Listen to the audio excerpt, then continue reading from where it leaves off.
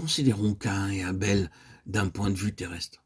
Caïn avait une démarche très digne. Du point de vue des hommes religieux de ce monde, il est difficile de voir ce qui était mauvais dans l'attitude de Caïn ou ce qui était bon dans celle d'Abel. C'est seulement à la fin que l'on voit ce qui était bon dans la manière d'agir d'Abel. Celui-ci l'avait reçu du ciel, c'est un fait. Il l'avait reçu de Dieu et du ciel. L'autre était rejeté de Dieu et le ciel était fermé. Vous pouvez dire, quelle est la norme? C'est la différence entre le ciel et la terre, c'est tout. La base céleste et la norme d'accès sont différentes de celles de la terre, même et de ce qui est religieux selon la terre. L'homme religieux peut avoir le même Dieu, adorer le même Dieu, amener son offrande au même Dieu, et cependant n'avoir aucun accès au ciel, aucun accès sur la route céleste.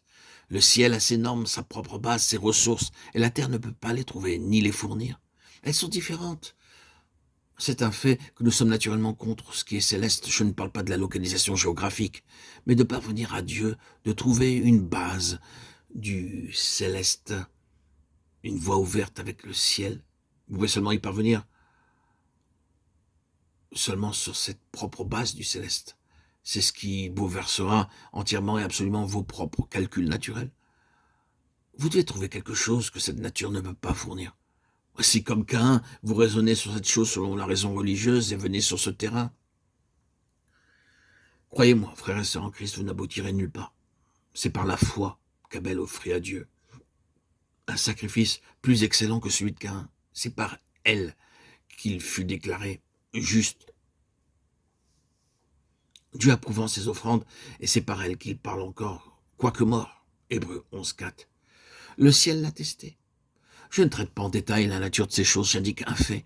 C'est que les normes du ciel et ses critères sont différents et que nous serons complètement dans la confusion si nous faisons des efforts pour parvenir, même d'une manière religieuse, à ce qui est céleste. Nicodème est peut-être la plus parfaite illustration du système religieux, mais il ne pouvait y parvenir nulle part concernant le céleste. Le ciel accorde ses propres ressources pour y accéder et vous devez avoir ses provisions célestes. Vous pouvez demander pourquoi cela à un millier de personnes. Mais c'est un fait. Permettez-moi maintenant que nous retournions à la lecture du livre des Nombres. 13, 1, 3, 17, 23. Et lorsque nous parvenons à l'épisode de l'envoi des espions et au cœur de cet incident, nous avons deux hommes, Josué et Caleb. Maintenant, vous remarquerez que ces 12 chefs des maisons paternelles, princes en Israël, c'est un terme significatif, sont des hommes typiquement représentatifs, appelés à être pionniers de la voie céleste. Le principe de leur position de leader et de leur rang était qu'ils devaient être des pionniers.